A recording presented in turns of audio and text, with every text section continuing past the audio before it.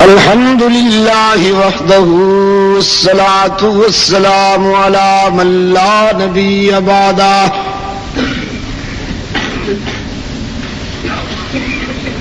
وعلى آله وأصحابه الذين أوفوا عهده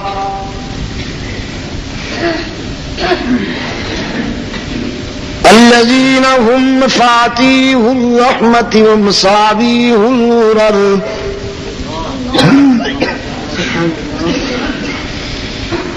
أعوذ بالله من الشيطان الرجيم بسم الله الرحمن الرحيم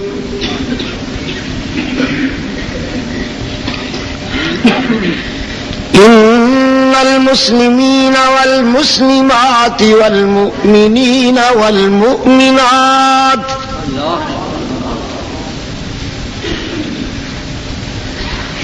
والقانتين والقانتات والصادقين والصادقات والصابرين والصابرات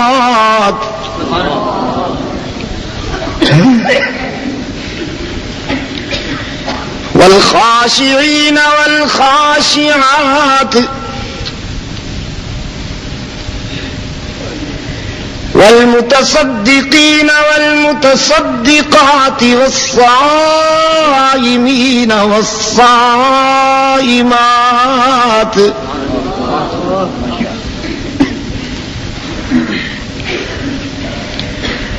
والحافظين فروجهم والحافظات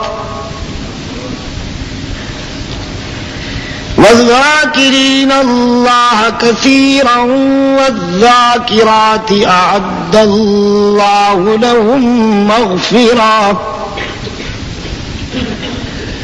أعد الله لهم مغفرة وأجرا عظيما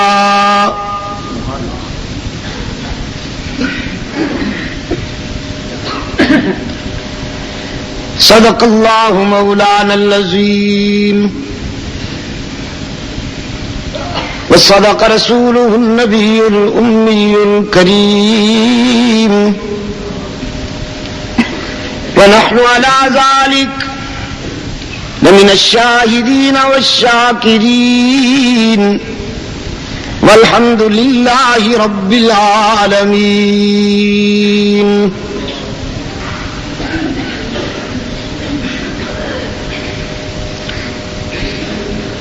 حضرات علماء کرام، صدر جلسہ، محترم بزرگوں اور عزیز دوستوں،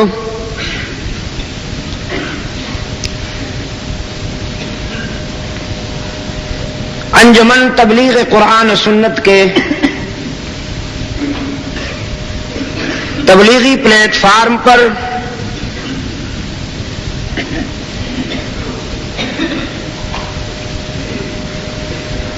ربیع الاول میں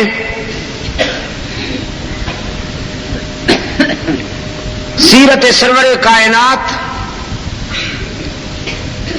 علی صاحب الصلاۃ والسلام کے ضمن میں ترتیب دیے گئے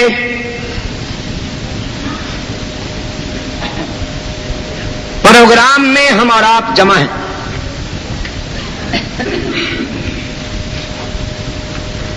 مجھ سے پہلے میرے عزیز رفقا آپ سے جلالی اور جمالی باتیں کر چکے،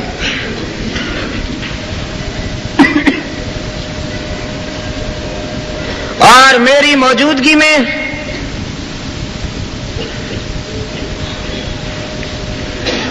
جب مجھے یہ معلوم ہوا ان کے ذکر کرنے سے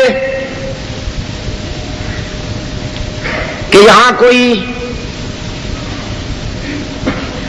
میرے داخلے پر یا میری زبان پر یا کسی اور عنوان سے پابندی کا پروگرام ہے، تو میں حیران ہو گیا ہوں. خدا کرے کہ یہ اطلاع صحیح نہ ہو، اس لیے کہ پاکستان ایک اسلامی ملک ہے اور سیرت سرور کائنات کے ضمن میں پورے ملک میں جو جلسے ہو رہے ہیں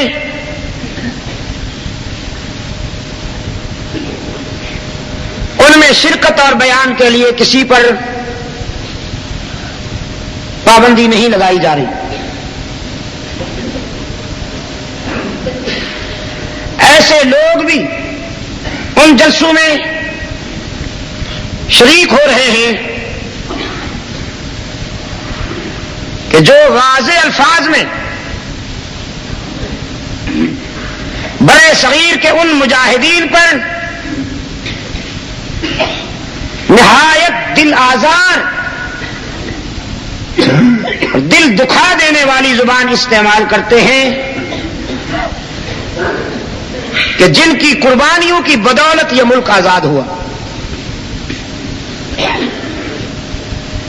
مجھے امید ہے کہ آخر انتظامیہ کے لوگ بھی ہمارے مسلمان بھائی اور یہ اطلاع صحیح نہیں ہوگی. کتاب اللہ سے میں نے آپ کے سامنے جو حصہ تلاوت کیا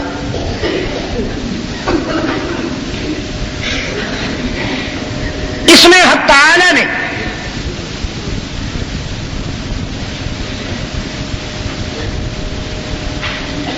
کامیابی حاصل کرنے والے مردوں اور ان عورتوں کا ذکر کیا ہے کہ جو اللہ کی رحمت اور اس کی شفقت کے حقدار ٹھہرے. آج کی گفتگو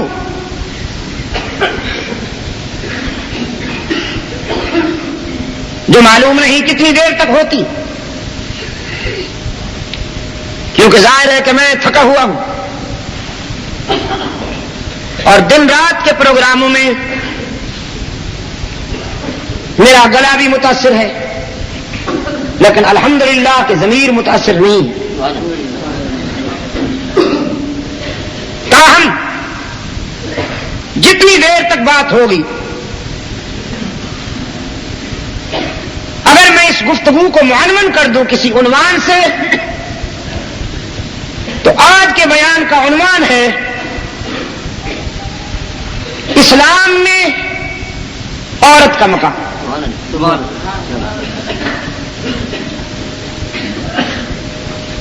اس لیے کہ دائیں بائیں سے ہونے والے پراپگنڈے میں خاص طور پر مغربی تعلیمی اداروں نے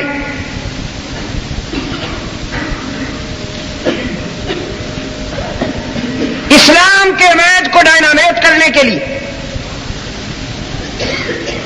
یہ پراپگنڈا کیا جاتا ہے کہ اسلام میں عورت کا کوئی باوقار مقام نہیں.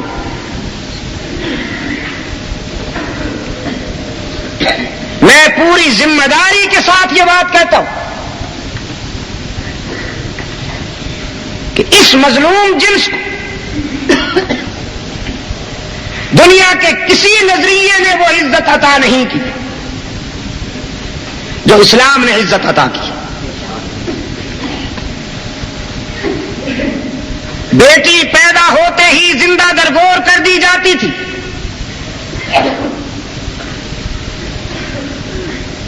اسلام نے صرف اس کو زندگی کا حق ہی نہیں دیا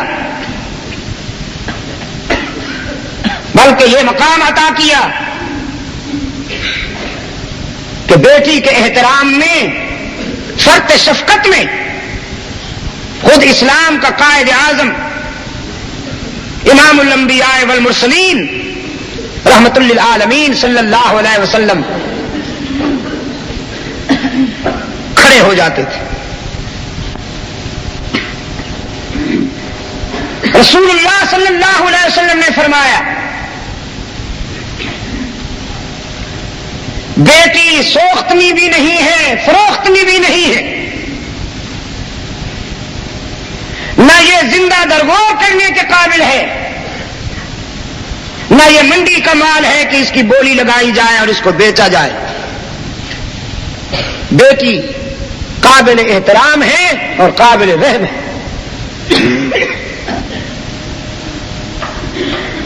سرکار دو عالم صلی اللہ علیہ وسلم نے فرمایا جس باپ کو اللہ نے 2 بیٹیاں دی ہوں وہ ان کا اچھا نام رکھے، انہیں تعلیم و تربیت دے، اور جب وہ بالغ ہو جائیں تو انہیں اپنے اپنے گھروں میں آباد کر دے. رحمت عالم صلی اللہ علیہ وسلم نے فرمایا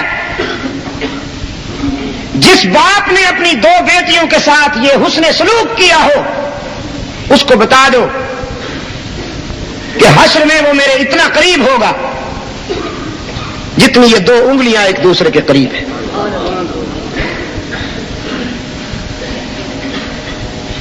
اگرچہ آج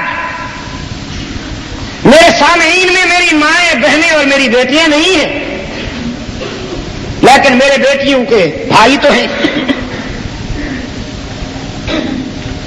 میری بہنوں کے بھائی تو ہیں، میری بیٹیوں کے باپ تو بیٹھے. میں ان کی وساطت اور کیسٹوں کی وساطت اپنی بہنوں اور بیٹیوں کو بتانا چاہتا ہوں کہ مغرب نے عورت کو کھلونا بنایا ہے، عورت کی تصویر کو بزنس پوائنٹ پر رکھا ہے، لیکن اسلام نے عورت کو وہ مقام عطا کیا ہے کہ جنت کی حوریں بھی اس کی عفت کا مقابلہ نہیں کر سکتی.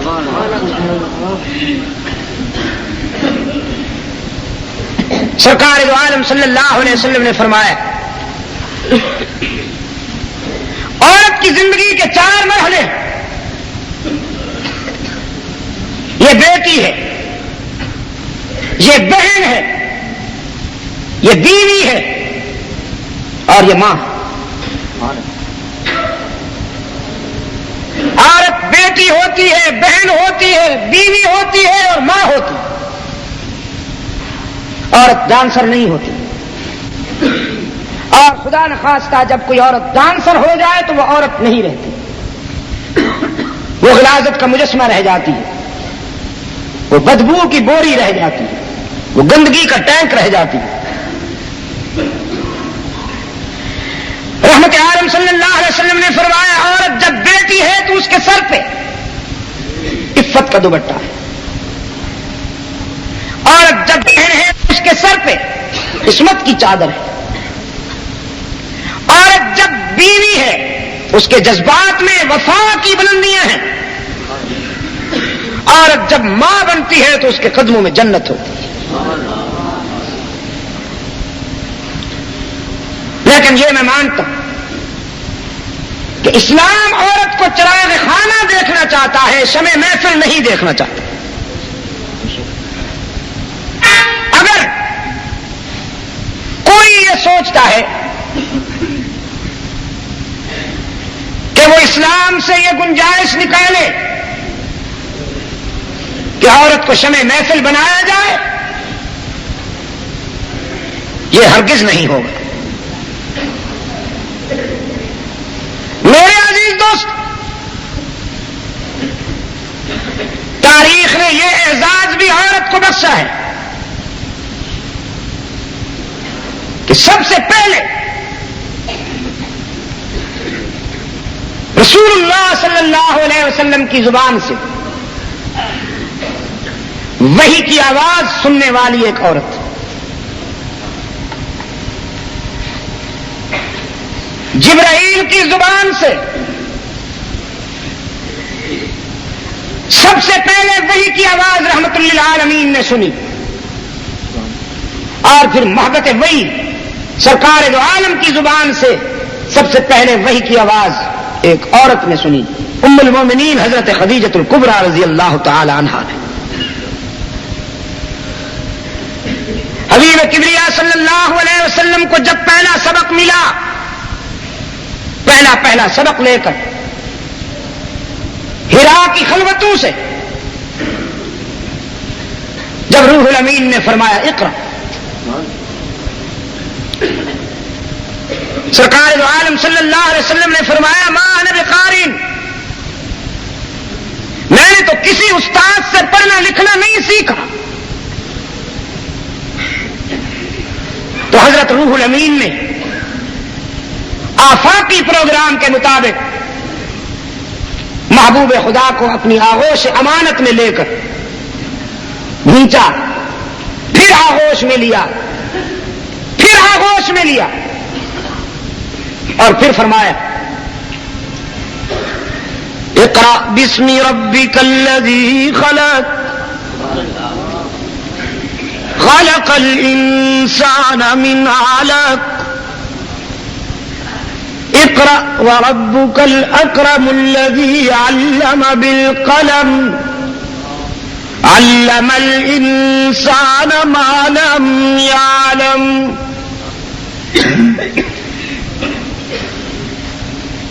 اب سرکار دو عالم صلی اللہ علیہ وسلم نے بھی پڑھنا شروع فرما دیا۔ یہ آغوش میں لینا جو تھا اسی میں وہ بات ہو گئی، جس کے متعلق ایک اور مقام پہ قرآن کریم میں ارشاد ہوا وَلَقَدْ أَوْحَيْنَا إِلَيْكَ رُوحًا مِّنْ أَمْرِنَا مَا كُنْتَ تَدْرِي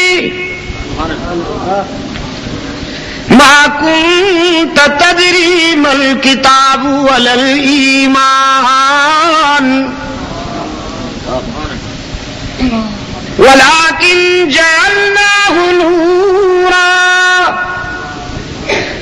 نَهْدِي بِهِ مَن نَّشَاءُ مِنْ عِبَادِنَا وَإِنَّكَ لَتَهْدِي إِلَى صِرَاطٍ مُسْتَقِيمٍ۔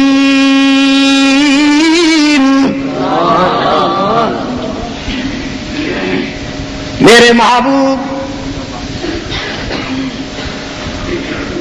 ہم نے روشنیوں اور اجالوں کو تیرے سینے میں اتار دیا، ہم نے روشنیوں کو تیرے سینے میں اتار دیا۔ اگرچہ آپ نے کسی سے پڑھنا لکھنا نہیں سیکھا تھا، ما كنت تدری ما الکتاب ولا الایمان، آپ تو امی تھے، آپ تو امی تھے، آپ کسی کے شاگرد نہیں، لیکن ہم نے آپ کو یہ مقام عطا کیا کہ ساری کائنات کو آپ کا شاگرد بنا دیا۔ قیامت تک جس کسی کے ہاں جو بھی علمی فیوز پہنچیں گے وہ تیرے ہی قدموں کی برکت سے۔ وَلَكِنْ جَعَلْنَاهُ نُورًا، آپ تو کسی کے شاگرد نہیں تھے، لیکن ہم نے قرآن کو نور بنا کر تیرے سینے میں اتار دیا۔ کس کو؟ پشاور کے دوستو، کس کو نور بنا کر؟ قرآن نور ہے نا۔ وَلَكِنْ جَعَلْنَاهُ نُورًا، ہم نے قرآن کو نور بنا کر تیرے سینے میں اتار دیا۔ نَهْدِي بِهِ مَن نَّشَاءُ مِنْ عِبَادِنَا، ہم جس پہ چاہتے ہیں یہ فضل کر دیتے ہیں۔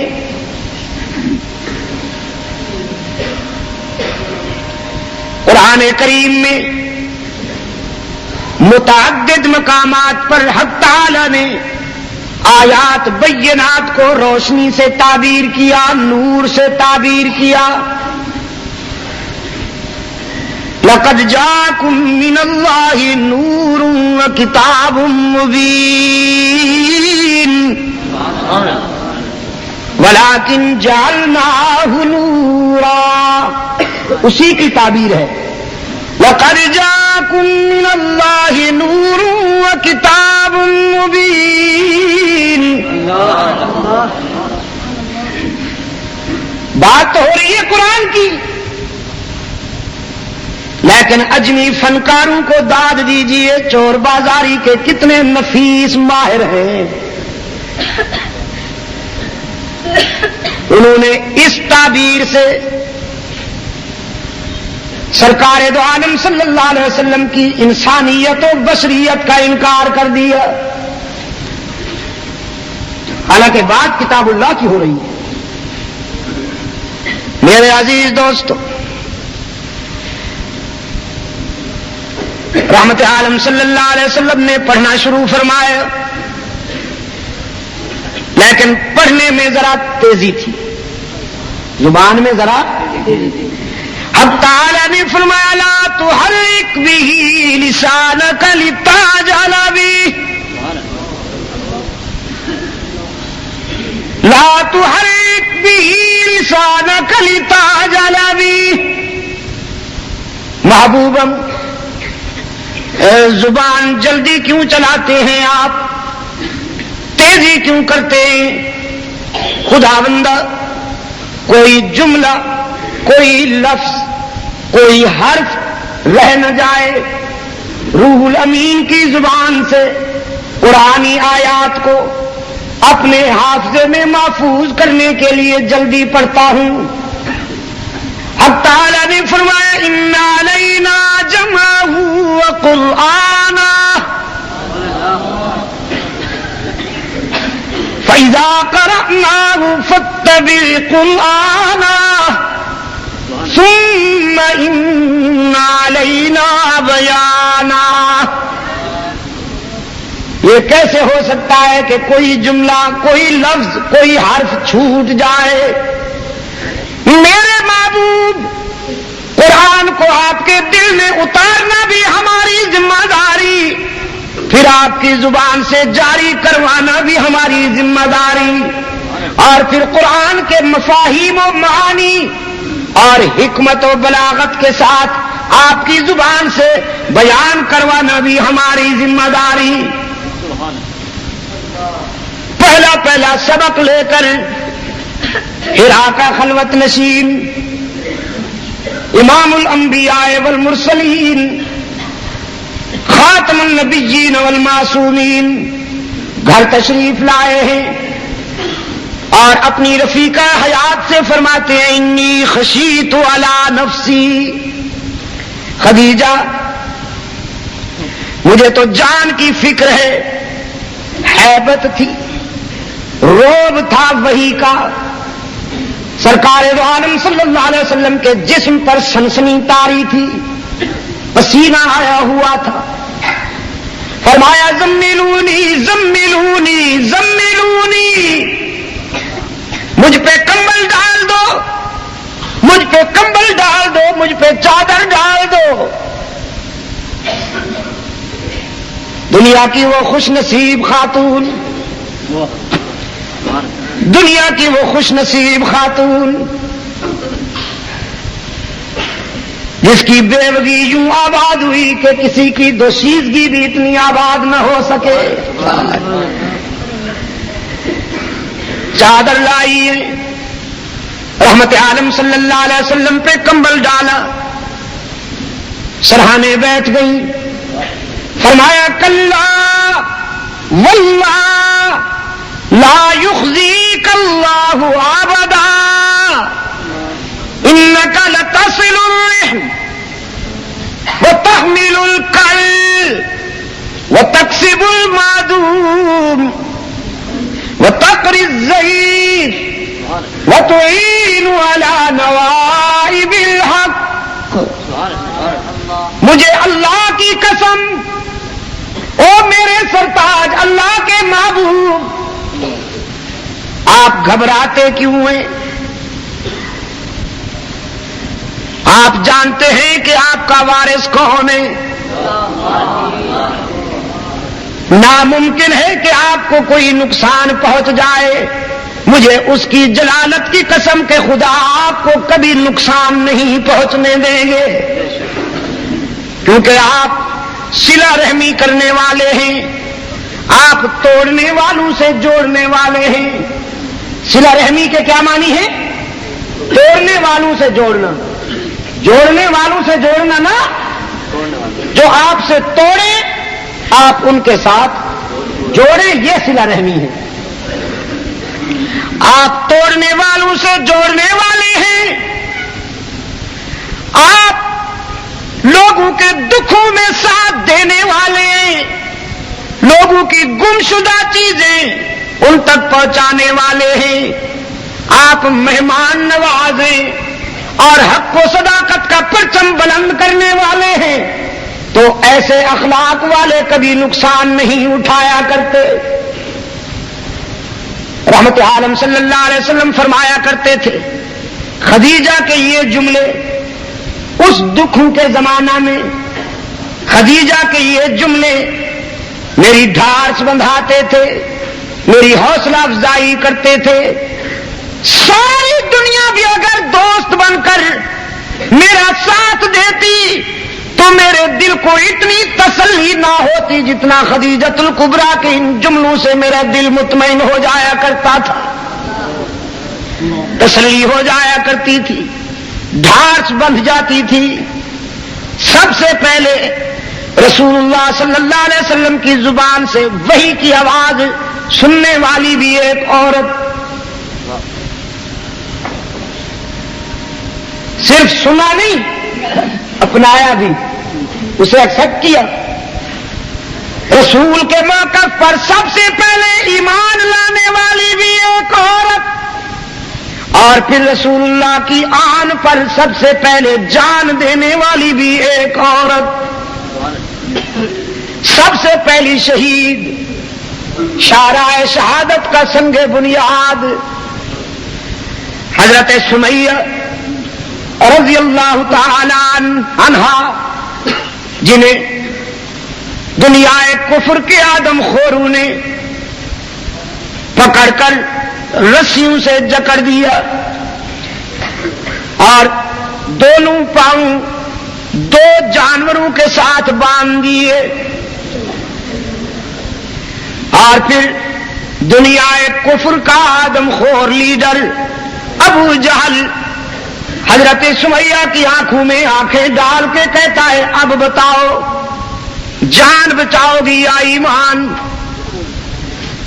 سمیہ کہتی ہے، ابو جہل یہ جان تو آنی جانی ہے، اسے کون بے وقوف بچاتا پھرے؟ صرف ایک جان ہے، اگر مجھے خدا قیامت تک زندگیاں دیتا جائے تو میں ہر زندگی رحمت للعالمین کے موقف پر قربان کر دوں.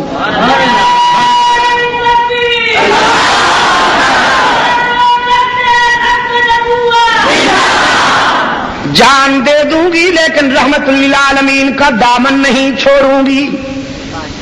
دل کی گہرائیوں سے کہہ دو رضی اللہ تعالی عنہا، رضی اللہ تعالی عنہا. اسلام کی تاریخ میں پہلی شہید حضرت سمیہ رضی اللہ تعالی عنہا. میرے عزیز دوست، سرکار دو عالم صلی اللہ علیہ وسلم کے موقف پر ایمان لانے والی بھی سب سے پہلے ایک عورت، رحمت عالم صلی اللہ علیہ وسلم کے موقف پر جان دینے والی بھی ایک عورت. اور سنو، جب سنگ دل یہودیوں نے ایک پاک باز عورت کے کردار پر انگلی اٹھائی، سنگ دل یہودیوں نے ایک پاک باز اور بے گناہ عورت اسی کی مہم چلائی تو اس کے دفاع میں اور اس کی صفائی میں قرآن کی بارش ہو گئی. میں نے فراس کا ایک جزیرہ ہے ریونین، چاروں طرف سمندر میں گھرا ہوا ایک پہاڑ ہے. عیسائیوں کی حکومت ہے وہاں پر، لیکن آپ یہ سن کر حیران ہوں گے کہ انہوں نے مجھے، وہاں کا جو گورنر تھا اس نے مجھے دعوت دی کہ آپ ہمارے ٹیلی ویژن پر آئیں اور اپنے اسلام کا موقف پیش کریں.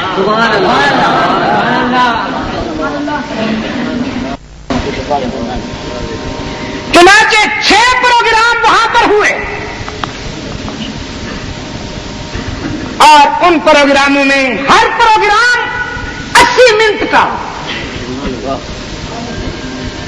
یہ 5-10 منٹ کے جو پروگرام ہوتے ہیں، بیچارے خریدے ہوئے مولوی، زر خرید مولوی، مذہبی یتیم.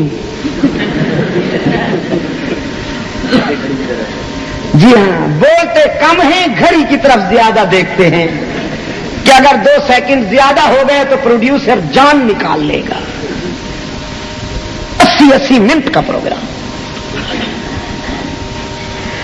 اور وہاں پر میں نے تجزیہ کیا کہ حضرت عیسیٰ علیہ السلام اور حضرت مریم علیہ السلام کے بارے میں بائبل کا کیا موقف ہے اور قرآن کا کیا موقف ہے. پشاور کے عزیز دوستو، ان پروگراموں کے نشر ہونے کے بعد نتیجہ یہ نکلا کہ ہزاروں کی تعداد میں عیسائیوں نے رسول اللہ کا اسلام قبول کیا. نعرہ تکبیر، نعرہ تکبیر. میں نے انہیں دعوت کہ تم اپنے پادریوں کو لے کر آؤ، وہ محرف بائبل کے اوراق پڑھیں. میں رحمت للعالمین پر اترنے والا سدا بہار محفوظ و مأمون وہ مسودہ پیش کرتا ہوں جسے ہم قرآن کریم کہتے ہیں. انصاف تم کرنا کہ عیسیٰ و مریم علیہ السلام کے بارے میں بائبل کا موقف دوستانہ ہے یا قرآن کا موقف دوستانہ ہے. اور میں وہ زبان کہاں سے لاؤں کہ اللہ کا شکر ادا کر سکوں. اس نے مجھ پہ کرم کیا اور ایک خاص کیفیت میں نے وہاں سورہ مریم بیان کی.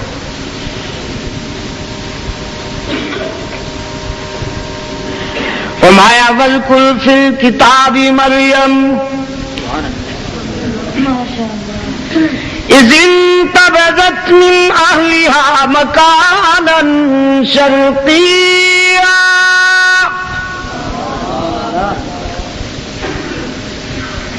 میرے محبوب، ذرا قرآن کے آئینے میں صدیقہ طاہرہ مریم کے کردار کا بھی مطالعہ کیجیے کہ جب وہ جلوت سے ہٹ کر خلوت میں آئی،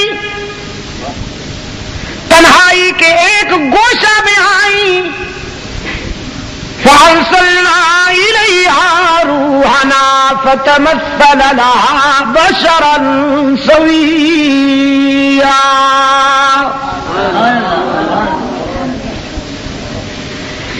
تو ہم نے اپنے پروگرام کے مطابق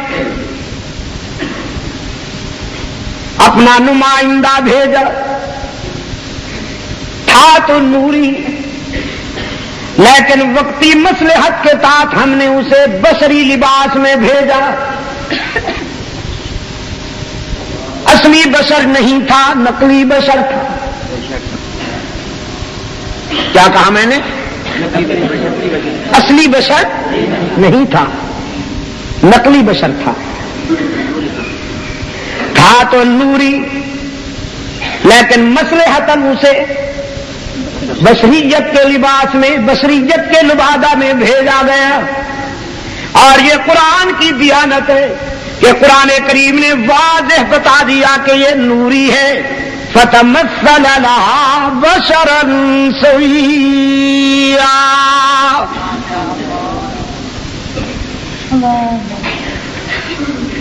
اصلی اور سچا بشر تو رحمت للعالمین ہے.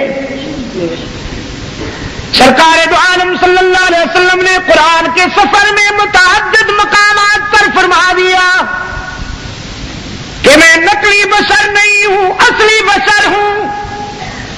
اور ایسا اصلی بشر کے جس کے دروازے پر نوری بھی رضاکار نظر آتے ہیں.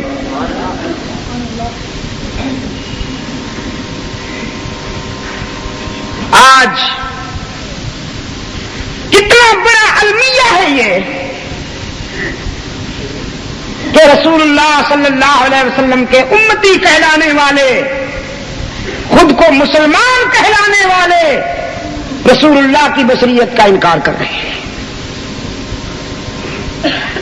میں اس موقع پر کہا کرتا ہوں جن کو پیغمبر کی بے داغ بشریت سمجھ میں نہیں آتی، یہ بیچارے دراصل خود بشر نہیں، یہ خود جانور ہیں بشر کی شکل میں، بول و براد کے بھرے ہوئے مجسمے، قوم کے نذرانوں پہ پلے ہوئے جانور.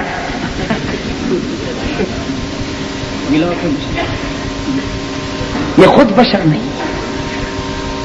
میں نے کہا یہ باشر ہیں اور وہ بے شر ہیں.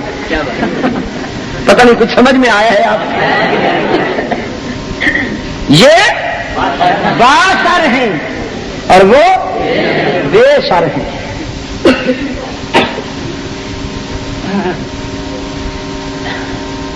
پوری ذمہ داری کے ساتھ کہتا ہوں یار، اختلافات تو ہوتے ہیں، کوئی علمی اختلاف ہو، کوئی بات ہو، یہ بھی کوئی اختلاف ہے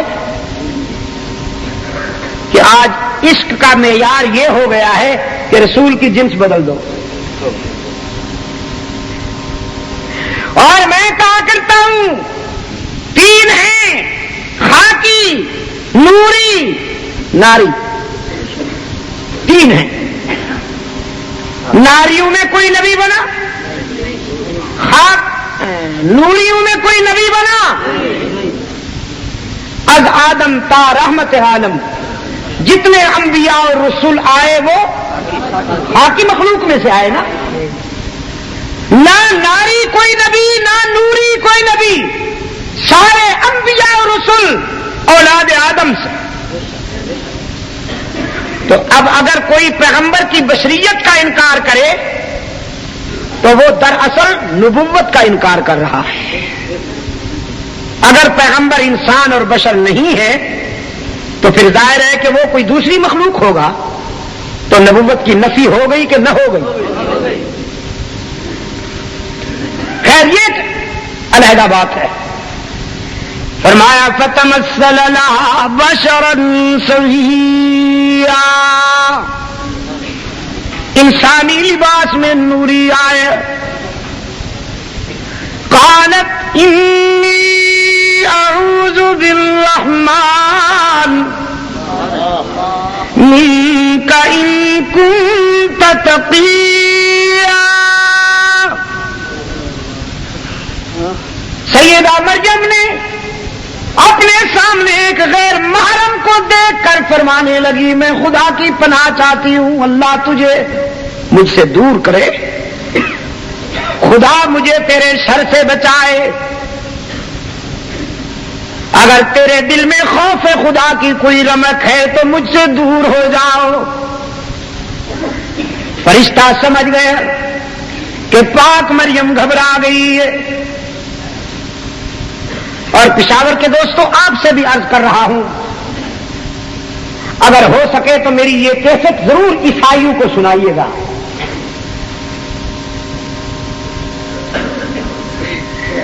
کیونکہ پاکستان میں بھی چرچ مشن کی رپورٹ یہ ہے کہ پوری دنیا میں عیسائیت کے فروغ میں سب سے زیادہ کامیابی پاکستان میں حاصل ہوئی ہے انہیں.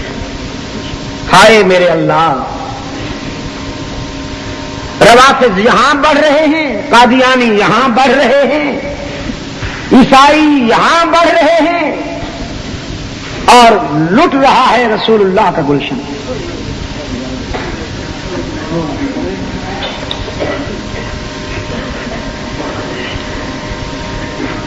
اللہ کے فرشتہ نے سمجھا کہ پاک مریم گھبرا گئی. قال انما انا رسول ربک لاہب لک غلاما زکیا.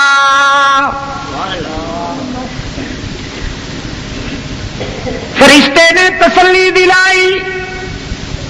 حضرت مریم سے فرمایا گھبرائیے نہیں، میں ظالم نہیں، بد کردار نہیں، میں تو اللہ کا فرشتہ ہوں، اس کا بھیجا ہوا ہوں، اور آپ کو بیٹے کی خوشخبری دینے آیا ہوں. بیٹا یکن شد دو شد، ایک تو تم کہتے ہو میں اللہ کا فرشتہ ہوں، اور پھر کہتے ہو بیٹے کی خوشخبری. انا یکون لی غلام ولم یمسسنی بشر ولم اک بغیا. بیٹا کیسے؟ آج تک مجھے کسی غیر محرم نے چھوا تک نہیں، اور میں بد کردار نہیں ہوں، میری شادی نہیں ہوئی، میرا نکاح نہیں ہوا، بیٹا کیسے؟ فرشتے نے فرمایا کذالک، اللہ نے کرم کرنا ہے، ہوا علیہ، اور اس کے لیے یہ بات کوئی مشکل نہیں. اذا اراد شیئا ان یقول له کن فیکون. وہ جب کسی بات کا فیصلہ کر لیا کرتے ہیں تو لمبے چوڑے انتظام کی ضرورت نہیں ہوتی. کن فرماتے ہیں ہو جاتا ہے. کن فرمایا آسمان سج گیا، کن فرمایا زمین بچھ گئی، کن فرمایا سمندر موج زن ہو گئے، کن فرمایا دریا متلاطم ہو گئے، کن فرمایا ستارے چمکنے لگے، کن فرمایا سورج کرنوں کا سرمایہ لے کر آ گئے، کن فرمایا چاند چمکنے لگا، کن فرمایا صبح کو سویرا اور راتوں کو اندھیرا مل گیا، کن فرمایا فاجاء المخاض الى جذع النخلة. بیٹے کے آثار محسوس کرتے ہوئے سیدہ مریم ذرا اور خلوت میں چلی گئی، آبادی سے دور نکل گئی، اور ایک سوکھی ہوئی کھجور کے تنے کے ساتھ سہارا لے کے جا بیٹھی، ٹوٹے ہوئے دل کے ساتھ ماتھا پکڑ کے فرماتی ہیں یا لیتنی مت قبل ھذا وکنت نسیا منسیا. خدا بندہ، اے کاش کہ آج سے پہلے مریم مر چکی ہوتی، اے کاش کہ مریم مر چکی ہوتی، میرا نام و نشان ہی باقی نہ رہا ہوتا. نکاح سے پہلے بچہ ہوگا، قوم کو کیا منہ دکھاؤں گی، کس کس کا منہ بند کروں گی، کس کس کے آگے صفائیاں بیان کروں گی. فناداها من تحتها، حق تعالی نے فرمایا ہم نے مریم کو تسلی دیتے ہوئے بتا دیا آبادی میں جانے کی ضرورت ہی نہیں، بس تم یہی بیٹھی رہو، اگر پیاس لگے قد جعل ربک تحتک سریا، تو تیرے قدموں میں پانی کا چشمہ ابل رہا ہے، اور اگر بھوک لگے وَهُزِّي إِلَيْكِ بِجِذْعِ النَّخْلَةِ تُسَاقِطْ عَلَيْكِ رُطَبًا جَنِيًّا، تو اسی سوکھی ہوئی کھجور کے تنے کو ہلا دیجیے گا، یہ سوکھی ہوئی کھجوریں نہیں گرائے گی، تازہ کھجوریں گرائے گی۔ فَكُلِي وَاشْرَبِي وَقَرِّي عَيْنًا، کھجوریں کھائیے، پانی پیجیے، اور نومولود کی جبین سے حسن نبوت کی کرنیں دیکھ کر آنکھیں ٹھنڈی کیجیے۔ فَإِمَّا تَرَيِنَّ مِنَ الْبَشَرِ أَحَدًا، اور اگر قوم میں سے کوئی فرد یہاں آ جائے، فَقُولِي إِنِّي نَذَرْتُ لِلرَّحْمَنِ صَوْمًا، تو کہہ دیجئے گا کہ میں نے تو بولنا نہیں، فَلَنْ أُكَلِّمَ الْيَوْمَ إِنسِيًّا، میں روزہ دار ہوں، میں نے تو اللہ کی نظر مانی ہے، انی نذرت للرحمن، کس کی نظر مانی ہے؟ پشاور کے روشن ضمیروں، پشاور کے روشن ضمیروں، خدا کرے زندگی کے سفر میں کبھی بھول نہ جاؤ، یہاں بھی بتاؤ، حشر میں بھی خدا کے سامنے کہیں گے نظر کس کا حق ہے؟ بعض حقوق ہیں نا اس کے خاص، بعض حقوق ہیں جو اسی کے لیے خاص ہیں، ان میں اگر کسی دوسرے کو شریک کیا جائے تو وہ ناراض ہوتا ہے۔ یار لوگ کہتے ہیں دوسروں کو شریک کرنے سے تو وہ ناراض ہوتا ہے، لیکن اس کے پیاروں کو شریک کیا جائے تو پھر ناراض نہیں ہوتا۔ کچھ سمجھ میں آئی آپ کی؟ دوسروں کو شریک کیا جائے تو وہ ناراض ہوتا ہے، لیکن اگر اس کے پیاروں کو شریک کیا جائے تو وہ ناراض۔ اب ایک جواب تو ہے علمی، ایک جواب ہے منطقی۔ علمی جواب نہ آپ سمجھ پائیں گے، اور نہ میں سچی بات ہے کہ کوئی اتنا لمبا چوڑا عالم ہوں، یہ تو علماء دیں گے۔ میں منطقی بات کر دوں، حالانکہ منطق بھی ایک علم ہے۔ عیسیٰ جی مجھے یاد ہے جب ہم پڑھتے تھے اپنے استاد محترم سے، باقی کتابیں بھی ہم پڑھتے تھے، لیکن جتنا کھوپڑی یہ ہلا دیتی تھی اور کوئی کتاب نہیں ہلاتی۔ میرے عزیز دوستو، میں آپ سے کہہ رہا ہوں اس فنکار کو میں مطمئن نہیں کر سکتا جس کی اس لیے جیبیں بھر دی گئی ہیں کہ قوم کو لڑاؤ، اس کو میں مطمئن نہیں کر سکتا۔ آپ سے کہہ رہا ہوں، یہ کہنا غلط ہے کہ اگر اللہ کے پیاروں کو اس کے حق میں شریک کیا جائے تو وہ ناراض نہیں ہوتا، سراسر غلط ہے۔ بالکل اسی طرح جس طرح کے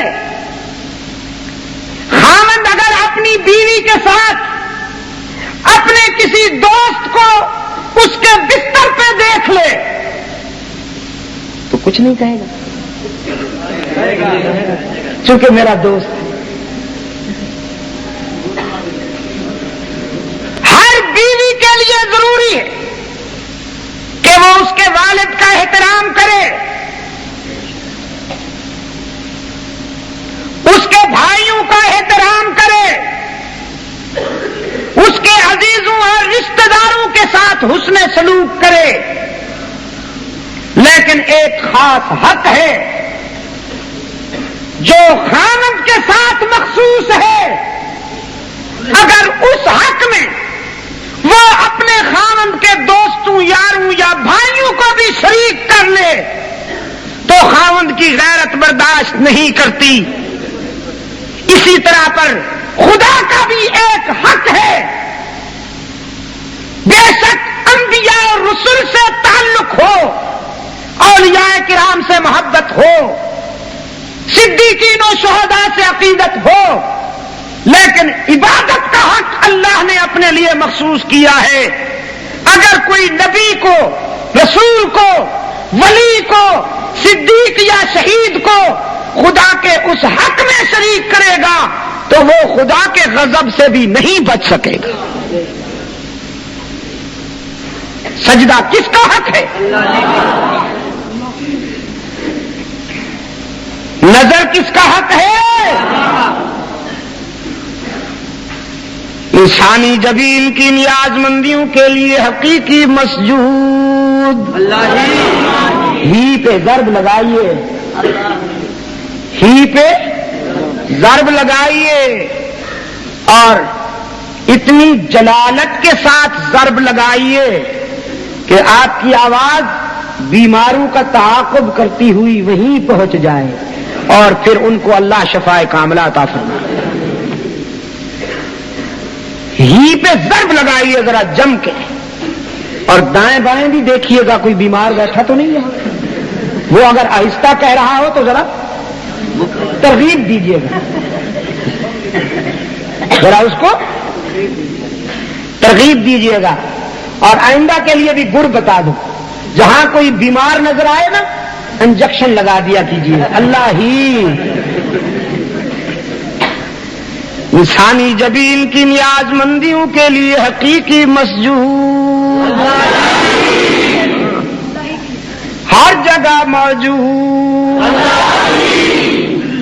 علام الغیوب، کار ساز و دستگیر، حاجت روا و مشکل کشا، نظر کے لائق، نیاز کے لائق، منت کے لائق، شور و پکار کے لائق، ہی یا بھی. قرآن پاک میں ارشاد ہوا ایاک نعبد و ایاک نستعین، ہم تیری ہی عبادت کرتے ہیں اور کرتے رہیں گے، ہم تجھ سے ہی مدد مانگتے ہیں. اور کیونکہ یہ کس کا حق ہے؟ تو میری ماں، بہنوں، میری عزیز بیٹیوں، چاہے کوئی کچھ کہتا پھرے، چاہے کوئی کچھ کہتا پھرے، مگر اس سبق کو بھولیے گا نہیں کہ نظر اسی کا حق ہے. حضرت مریم کو بتایا گیا جب کوئی قوم سے فرد یہاں آئے تو کہہ دیجیے گا انی نذرت للرحمن، انی نذرت للرحمن صوما، میں نے نظر مان رکھی ہے اللہ کے لیے روزے کی. اور پشاور کے دوستوں، اس زمانہ میں روزے دار کو بولنا بھی نہیں ہوتا تھا. جس طرح کے کھانے سے رکتا تھا، پینے سے رکتا تھا، بولنے سے بھی.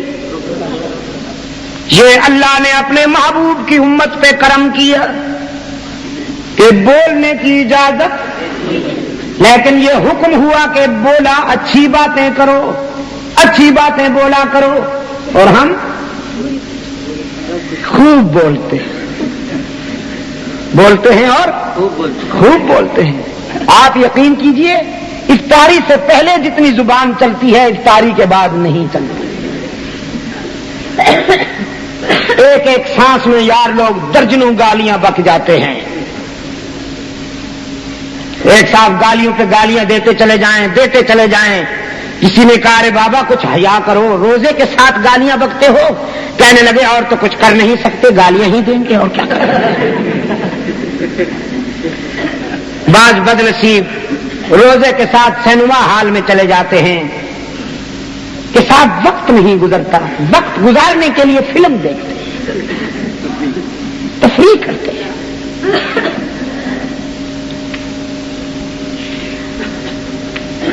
قرآن پاک نے فرمائے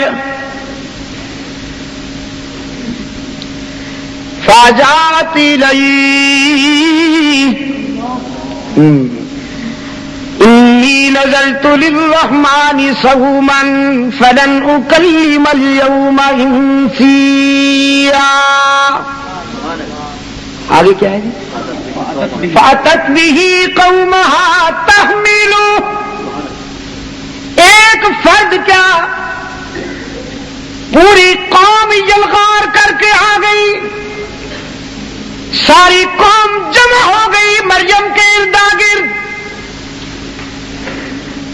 قالوا یا مریم لقد جئت شیئا فریا،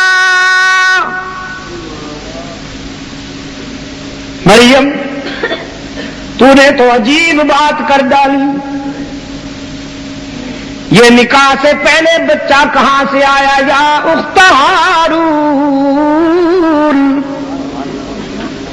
ما کان ابوکی امرا سوء وما کانت امکی بغیا۔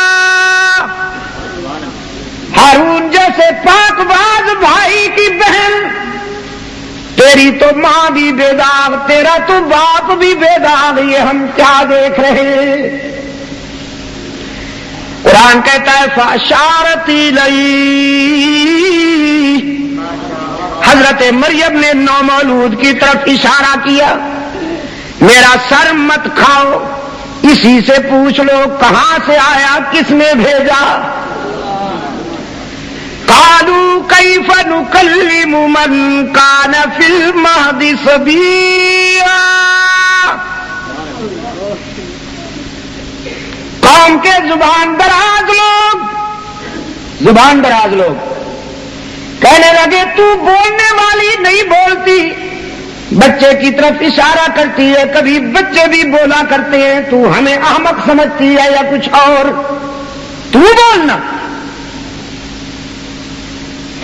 گہوارے میں سوئے ہوئے بچے سے ہم باتیں کریں، انگورے میں نومولود سے ہم باتیں کریں، کوئی ہم بے وقوف ہیں؟ کبھی بچے بھی بولتے ہیں۔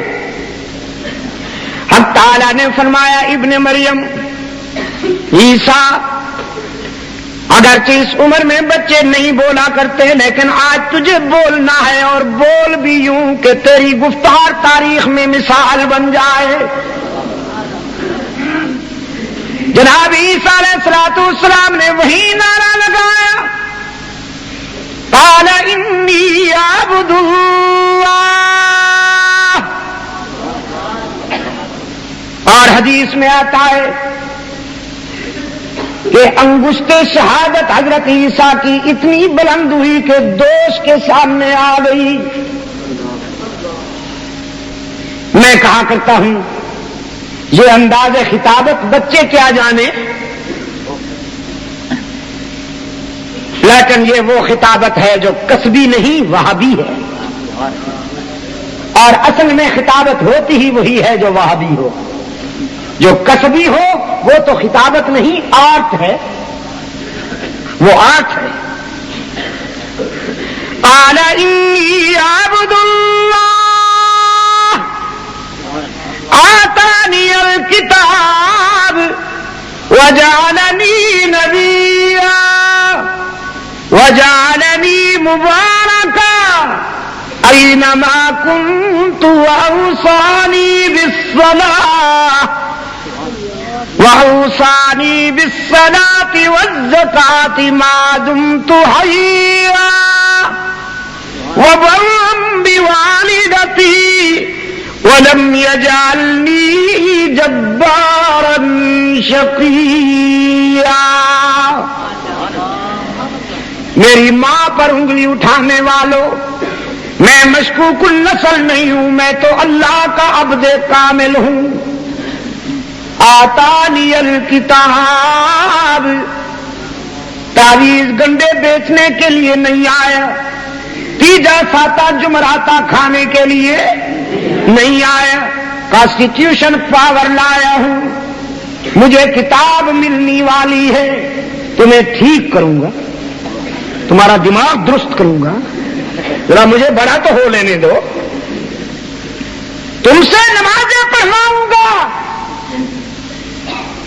تمہیں زکات دینا ہوگی، جب تک فرش پہ رہوں گا برکتیں میرے ساتھ ساتھ ہوں گی، اور جب عرش پہ جاؤں گا تو بھی برکتیں میرے، آسمانوں پر جاؤں گا تو بھی برکتیں میرے، اینما کنت۔ آپ نے دیکھا کہ ایک پاک باز خاتون کے کردار پر جب سنگ دل یہودیوں نے بد زبانی کی اور کردار کشی کرنا چاہی تو قرآن کریم کی بارش ہو گئی، اور قرآن کریم نے اس کے دفاع میں وہ حق کے دوستی ادا کیا کہ جناب مریم کے دامن کو جنت کی حوروں سے بھی زیادہ معصوم بتایا۔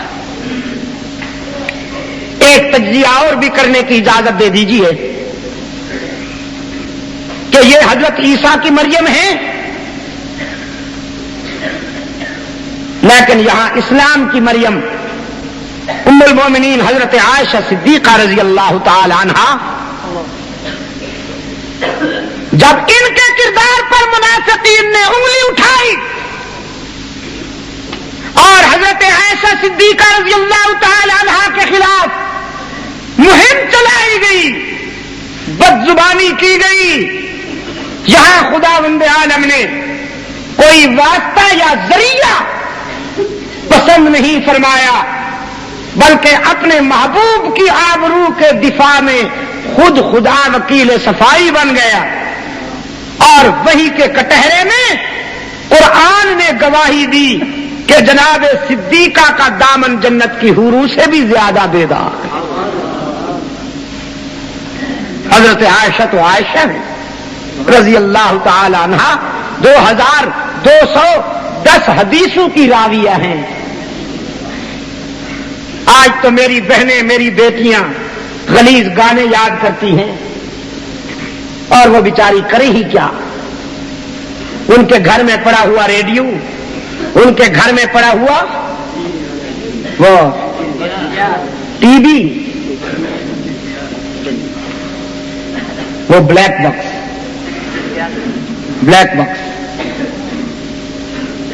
اس سے جو کچھ نشر ہوتا ہے وہ بیچاریاں کیسے متاثر نہ ہوں۔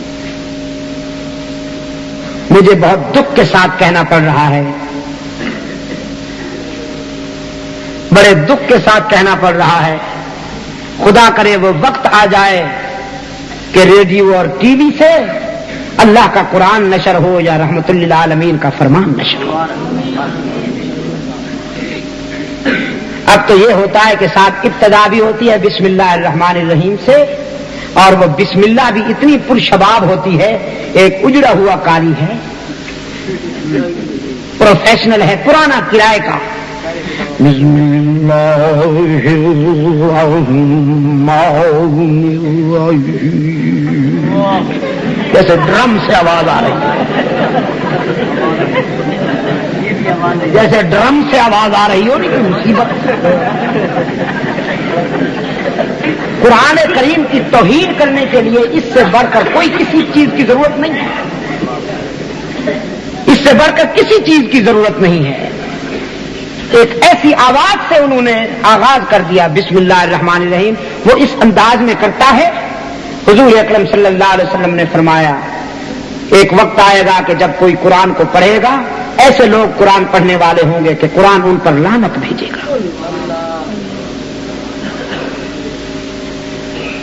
وہ کبھی کبھی میرے پروگراموں میں آ جاتا ہے، ایک مرتبہ تو مجھے پتہ نہ چلا وہ تلاوت کر گیا، اب میں نے دوستوں کو کہہ دیا ہے کہ جب وہ آئے میرے کسی پروگرام میں اس کو تلاوت کرنے کی اجازت نہیں ہے۔ میرے عزیز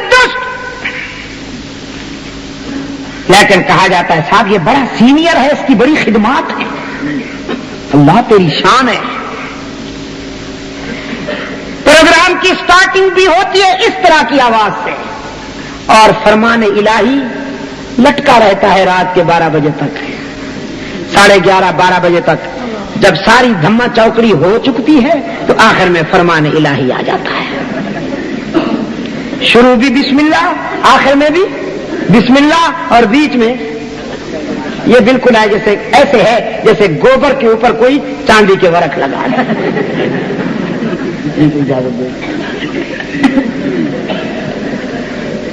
یہ جو میرا مدنی بیٹھا ہے نا میرے پہلو میں، آج یہ میرے لیے بہرحال میرا عزیز ہے، مجھے بہت محبوب ہے. یہ جس طرح کہے گا میں اسی طرح کروں گا، اگرچہ میں بڑے بڑوں کی نہیں مانتا. میرے عزیز دوستو، میری بہنیں اور میری بیٹیاں،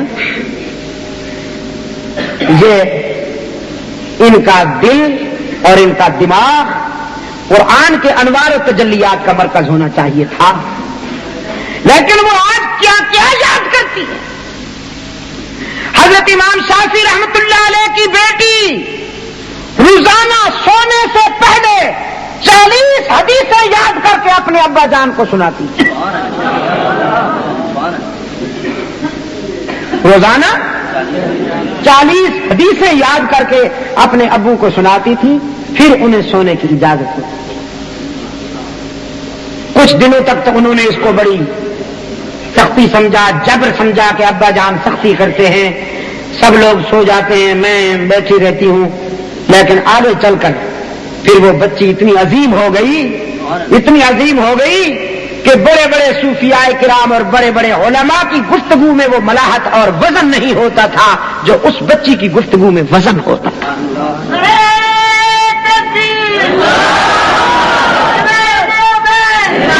ایک مرتبہ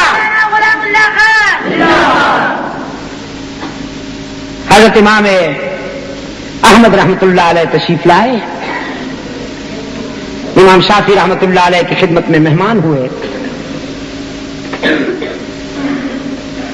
حضرت امام شافعی رحمت اللہ علیہ نے اپنی بچی سے فرمایا میرے ہاں بڑا معزز مہمان آیا ہے، بڑا فقیہ ہے، بڑا عالم ہے. بچی نے کھانا تیار کیا اور عشاء کی نماز کے لیے وضو کیا. حضرت نے بچی نے 1 لوٹا پانی کا اور بھر کے رکھ دیا کہ تہجد کے وضو کے لیے بھی پانی ہونا چاہیے. اب جو وہ صبح کی نماز کے لیے پانی کا 1 اور لوٹا بھر کے لائی کہ وہ تہجد کے لیے تو پانی ختم ہو گیا ہوگا، اب صبح کی نماز کے لیے وضو کا پانی اور ہونا چاہیے. آ کے دیکھا تو وہی پانی کا لوٹا ابھی تک اسی طرح بھرا پڑا ہے.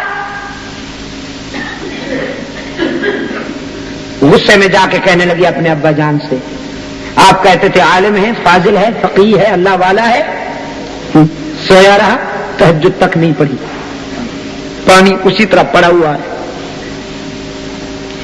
امام شافعی رحمت اللہ علیہ آ کے فرمانے لگے اپنے معزز مہمان سے، آپ نے مجھے اپنی بیٹی کے سامنے شرمندہ کر دیا، کیا واقعی آپ نے تہجد نہیں پڑھی؟ فرمانے لگے امام صاحب مجھے آج تہجد کے وضو کے لیے پانی کی ضرورت ہی کی نوبت نہیں آئی، وضو کی نوبت ہی نہیں آئی. رات پتہ نہیں کن ہاتھوں نے کھانا بنایا تھا کہ پوری رات اللہ کے ذکر میں گزر گئی اور میں جاگتا رہا ہوں.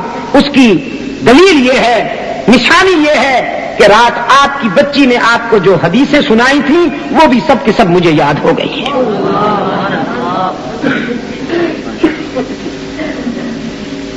میں آپ کو یقین دلاتا ہوں کہ انقلاب گھر سے آتا ہے. آپ جب تک اپنے گھر کے اندر اسلامی انقلاب برپا نہیں کریں گے،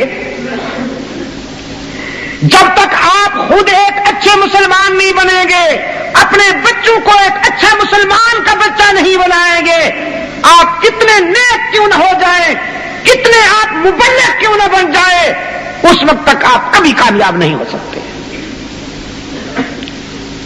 سید عبد القادر جیلانی رحمت اللہ تعالی علیہ، ایک ماں کی وصیت نے اسے کہاں سے کہاں پہنچا دیا. تعلیم حاصل کرنے کے لیے جب حضرت جانے لگے لڑکپن تھا، ماں نے سید عبد القادر گیلانی رحمت اللہ علیہ کے پلو میں چند درہم باندھے، فرمایا بیٹا یہ چند درہم رکھ لو، پیش آ جائے ضرورت تو کام آئیں گے، اور ہاں بیٹا وصیت کرتی ہوں چاہے کچھ ہو جائے کبھی جھوٹ نہ بولنا۔ دوران سفر راستے میں چور ملتے ہیں، سید عبد القادر گیلانی رحمت اللہ علیہ کو آ کر پکڑتے ہیں اور پوچھتے ہیں تمہارے پاس کچھ ہے؟ جو کچھ ہے ہمارے حوالے کر دو۔ یہ مثالی بچہ وہ ماں کے دیے ہوئے درہم جو ہیں وہ جیب سے نکال کر ان کو پیش کرتے ہیں، فرماتے ہیں بس یہی ہے میرے پاس اور کچھ نہیں۔ انہوں نے تلاش لی تو واقعی اس کے سوا کچھ نہیں تھا۔ وہ چور کہنے لگے تم عجیب آدمی ہو، لوگ اپنا مال بچایا کرتے ہیں، تم نے خود بتا دیا۔ سید عبد القادر گیلانی رحمت اللہ علیہ فرمانے لگے میں نے بتا دیا اس لیے کہ میری ماں نے وصیت کی تھی جب وہ مجھے رخصت کر رہی تھی کہ بیٹا کچھ ہو جائے جھوٹ نہیں بولنا۔ میں نے اپنی ماں کی وصیت کو یاد رکھا اور میں نے محسوس کیا کہ اگر جھوٹ بولوں گا تو نمک حلالی نہیں ہوگی۔ اس بچے کا یہ جملہ چوروں کے دل میں اس انداز میں اترا کہ آنکھیں برسنے لگی، کہنے لگے تو نے اپنی ماں کی وصیت نہیں بھولی، ہم خدا کی باتیں بھول بیٹھے ہیں، تو اپنی ماں کو ناراض نہیں کرنا چاہتا، ہم خدا کو ناراض کیے ہوئے ہیں، خدا کے لیے ہمیں بھی کچھ وصیتیں کر دو، تو ماں کی وصیت پہ عمل کر، ہم تیری نصیحتوں پہ عمل کریں گے۔ وہ چور عابد شب زندہ دار ہو گئے۔ میرے عزیز دوستو، مائیں بڑی ہوں تو بچے بڑے ہوتے، بڑی بچوں کے بڑی ماؤں کے بچے بڑے ہوا کرتے ہیں۔ سیدہ عائشہ رضی اللہ تعالی عنہا ایک بڑے باپ کی بیٹی ہیں، بڑے باپ کی بڑی بیٹی، بڑے باپ کی۔ کبھی کبھی حضرت صدیق اکبر رضی اللہ تعالی عنہ جب حضرت عائشہ تشریف لاتی تھی تو کھڑے ہو جاتے تھے۔ حضرت عائشہ صدیقہ رضی اللہ تعالی عنہ فرمانے لگی ابا جان آپ مجھے شرمندہ کرتے ہیں، آپ میرے لیے کھڑے ہو جاتے ہیں۔ فرمانے لگے بیٹی اس لیے کھڑا ہو جاتا ہوں کہ تو میری ماں بھی تو ہے۔ اور حضرت عائشہ رضی اللہ تعالی عنہ حیران ہوئی، فرمانے لگی ماں ہوں؟ حضرت صدیق اکبر نے فرمایا ہاں میری بیٹی کی حیثیت سے تو تو میری بیٹی ہے، لیکن میرے آقا کی اہلیہ کی حیثیت سے تو تو میری ماں ہے نا، تو میں اس لیے کھڑا ہو جاتا ہوں کہ تو رحمت للعالمین کی آبرو ہے۔ بڑے باپ کی بڑی بیٹی ہیں اور عظیم شاہر کی عظیم بیوی ہیں۔ 2210 حدیثیں حضرت عائشہ رضی اللہ تعالی عنہا کے ذریعے امت تک پہنچی ہیں۔ سب سے پہلے قرآن کی حافظہ ہے، اور تمہیں سب سے پہلے قرآن کو حفظ کرنے والی حضرت عائشہ صدیقہ ہے۔ ہزاروں صحابہ کی استاد ہیں، اور شریعت محمدی کا نصف سے زیادہ حصہ حضرت عائشہ کے ذریعے امت تک پہنچا رضی اللہ تعالی عنہا۔ اگر اسلامی انقلاب نے ابو بکر و عمر، عثمان و علی، طلحہ و زبیر، خالد و معاویہ، عمرو بن عاص و سعد بن ابی وقاص، سلمان و بلال جیسے عظیم مرد پیدا کیے ہیں، تو اسلامی انقلاب نے خدیجہ و عائشہ، حفصہ و زینب، ام حبیبہ جیسی، زینب رقیہ، ام کلثوم اور فاطمہ جیسی وہ عظیم خواتین بھی پیدا کیے ہیں کہ جن کے کردار کی پاکیزگی پر جنت کی حوریں بھی رشک کرتی ہیں۔ میری ماں اور میری بہنوں اور میری عزیز بیٹیوں، بے شک اسلام نے آپ کو چراغ خانہ بنایا ہے، لیکن آپ انسانی گلشن کی نرسری کی تعمیر کر رہی ہیں۔ نرسری بڑی نازک شے ہوتی ہے، اگر پودے کو ابتدائی مراحل میں بیماری لگ جائے تو وہ تناور درخت نہیں بن سکتا۔ آپ کے گود میں انسان کی نرسری تیار ہوتی ہے، بچے آپ کی گود میں تربیت حاصل کرتے ہیں، اگر انہیں بچپن میں بیماریاں لگ جائیں تو وہ مثالی انسان کبھی نہیں بن سکتے۔ میرے عزیز دوستو، یہ بالکل غلط ہے کہ اسلام نے عورت کو غلام بنایا ہے۔ آج ایک بات کہہ دیتا ہوں، چاہے آپ ناراض ہوں، یہ اس لیے کہہ رہا ہوں کہ کل سے ہو سکتا ہے معاملہ بدل جائے۔ میری مائیں بہنیں اور بیٹیاں سن لیں، ان کا خیال یہ ہے کہ اسلام نے ہمیں کچن میں دھکیل دیا۔ خدا کی قسم، شریعت مصطفی کے مطالعے کے بعد یہ بات کہہ رہا ہوں کہ اگر کوئی عورت یہ کہے کہ میں کچن میں نہیں جانا چاہتی، میں کھانا نہیں پکانا چاہتی، تو اسلام آپ کو مجبور نہیں کرتا۔ اسلام خاوند کو حکم دیتا ہے کہ تم اپنے کھانے تیار کرنے کے لیے خادمہ کا انتظام کرو۔ بیوی کے فرائض میں یہ بات شامل نہیں ہے کہ وہ گھر کا کھانا تیار کرے۔ میں دعا کرتا ہوں کہ یہ ایسا نہ ہو کہ کل سے کہیں مجھے بھی کھانا نہ ملے۔ لیکن مسئلہ یہی ہے، مسئلہ یہی ہے، وہ ہمارا کچن میں پورا دن گزار دیتی ہیں بیچاریاں، چائے بنانے میں ذرا دیر ہو جائے تو حضرت کا جلال رکتا نہیں۔ مہمان بیٹھک میں بیٹھے ہوئے ہیں اور تو یہاں بیٹھی نخرے کر رہی ہے۔ اور وہ اگر اٹھ کے کہہ دے کہ مجھے کملی والے کی شریعت نے اس بات کے لیے پابند نہیں کیا، زیادہ تکلیف ہوتی ہے تو یہ بیٹھ رہی ہوں، میں نماز پڑھوں گی، قرآن پڑھوں گی، تم اپنا کام خود کرو، پھر پتہ چلے گا۔ اسلام عورت کو پابند نہیں کرتا کہ وہ بچے کو دودھ پلائے۔ سنیے، اگر اس کی صحت اجازت نہیں دیتی یا کسی بھی وجہ سے وہ بچے کو دودھ پلانے سے انکار کر دیتی ہے، اسلام اس کو مجبور نہیں کرتا۔ اسلام خاوند سے کہتا ہے کہ اپنے بچے کے لیے دائیا کا انتظام کر، بیوی کو مجبور نہیں کرتا۔ یہ باتیں نہیں بتائی گئی جس کی وجہ سے کمپلیکس فیلنگز میں مبتلا ہوئی ہیں دور حاضر کی خواتین کہ شاید اسلام ہمیں مقید کرنا چاہتا ہے۔ بے شک اسلام شمشیر بکف ہو کر عورت کو میدان جہاد میں نہیں بھیجتا، لیکن اجر جو ہے اللہ کی طرف سے جب مرتب ہوتا ہے تو وہ بتا دینا چاہتا ہوں، ایک عورت کا خاوند میدان جہاد میں لڑ رہا ہے اور وہ اس کی بیوی اپنے گھر میں بیٹھ کر اپنے خاوند کی آبرو کی بھی حفاظت کرتی ہے، بچوں کی بھی حفاظت کرتی ہے، اس کے مال کی بھی حفاظت کرتی ہے اور خدا کے حقوق بھی ادا کرتی ہے۔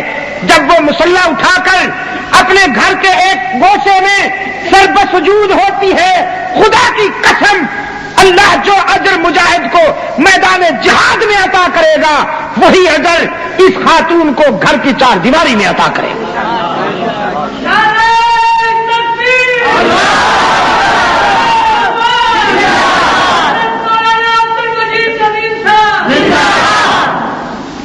لیکن فرائض کی تقسیم کے وقت اسلام نے مرد کے فطری تقاضوں کو ملحوظ رکھا اور عورت کے بھی فطری تقاضوں کو ملحوظ رکھتے ہوئے، اس کی نیچرل ڈیمانڈز کو سامنے رکھتے ہوئے فرائض ڈسٹریبیوٹ کیے ہیں، ذمہ داریاں تقسیم کی ہیں۔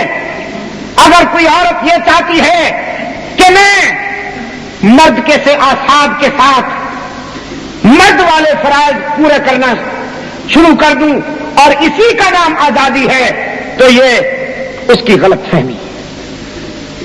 وومن رائٹس،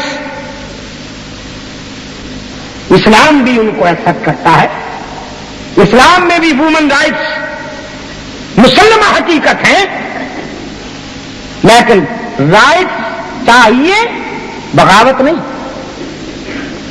اسلام عورت کو آزادی دیتا ہے، آوارگی نہیں۔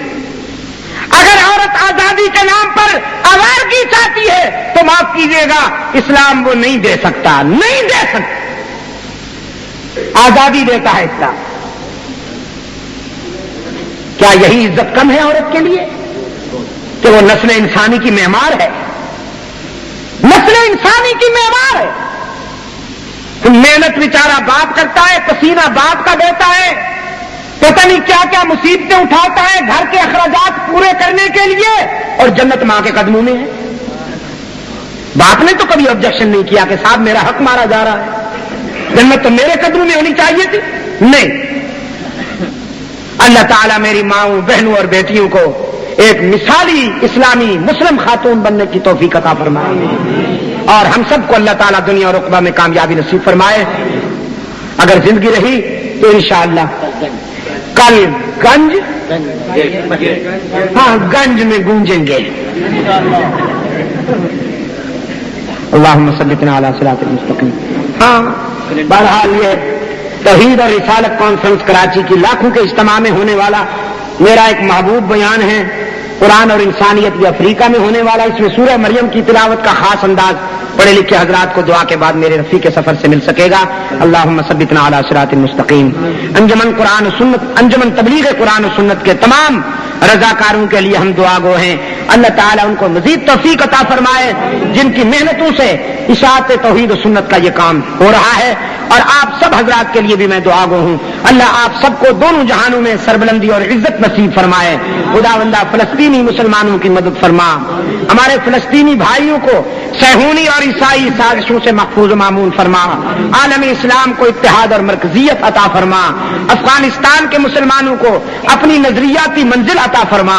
پاکستان کو قرآن و سنت کے آئین کا مرکز بنا. دور خلافت راشدہ کے مطابق ہمیں منصفانہ طرز زندگی عطا فرما. تمام روحانی جسمانی بیماروں کو الہ العالمین شفاء کاملہ عطا فرما. ہماری جبین کو اپنے سجدوں سے آباد فرما, اور ہمارے دل کو اپنے محبوب کی محبت سے آباد فرما. وصلی اللہ تعالی علی خیر خلقہ محمد وعلی آلہ واصحابہ وبارک وسلم.